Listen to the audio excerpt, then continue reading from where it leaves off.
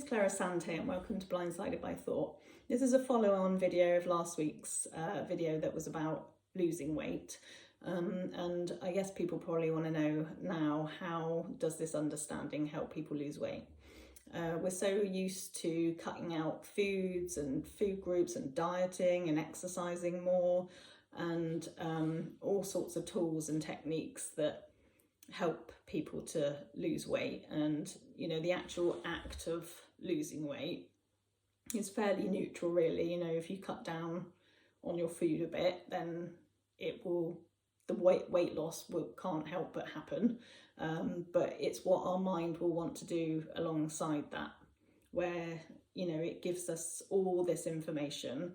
It tells us we can't do it because we've tried before and we'll fail. Says we can't lose weight because we've got health issues, that it's in our family, so it's not possible, and it will just, you know, it makes it absolutely heavy and serious and solid, like it's just, you know, everybody else can do it, no, except for me, that kind of thing. And the problem with the thinking is that it feels so real and true, so we believe it, and then that's kind of how we go into each diet we go on, or you know, if we're going to kind of eat a bit healthier, it's just got all that heaviness. So, you know, it's not surprising it feels like punishment, because that's the kind of attitude you're going into cutting down a bit of food with, so it just feels so big.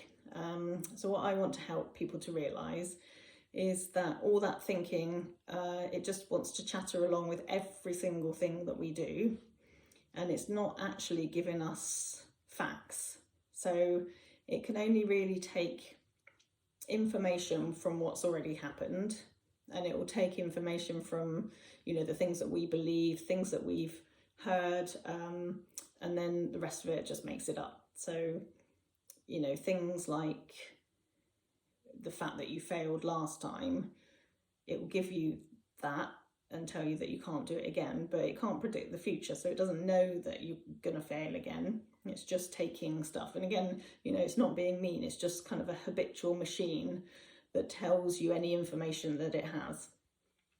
And all that chatter that we have, if we didn't associate with the thinking that we had, it would be allowed to flow in and out and, you know, do its thing. And but we kind of get so involved in the thinking that it makes everything feel very, very heavy, and we could see life in a much lighter way if we didn't buy into the thinking. So for example, if you make yourself a cup of tea and your mind says have a biscuit, you always have a biscuit when you have a cup of tea, then, you know, if you buy into that thought, then obviously you've got no choice but to have a biscuit, because it just feels like that's a fact, you know, and you can't go against it. But, you know, when you think about even that thought, well, is that thought true? Do I always have a biscuit when I have a cup of tea? And I'm sure people have had plenty of cups of tea where they didn't have one, and so that's not particularly true. But again, it will only kind of take it from memory. And you know, just ask yourself,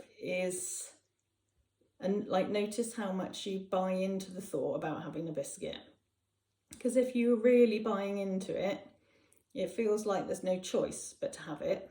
But if you saw that it was just a thought that's made of the same stuff that a thought like, I don't know, what trousers am I going to wear today? You know, it's made of the same stuff, but a thought like what trousers am I wearing comes in, does its thing and leaves. Whereas the one about the biscuit, because we've got so much preconceived feelings about food, then that one feels a lot more serious, and then we buy into it, and then we feel like we have to act on it. But if that thought was allowed to kind of just do its thing and leave, like the thought about the trousers, then you wouldn't feel the need to act on it. So it's, you know, thoughts are meant to kind of come in and come out again in a natural flow, but we tend to jump on the ones that are very habitual, believe them, and then they become very repetitive because your mind's a machine and it brings up the same stuff for you. If you'd like to know any more about this, or you'd like to any help around losing weight,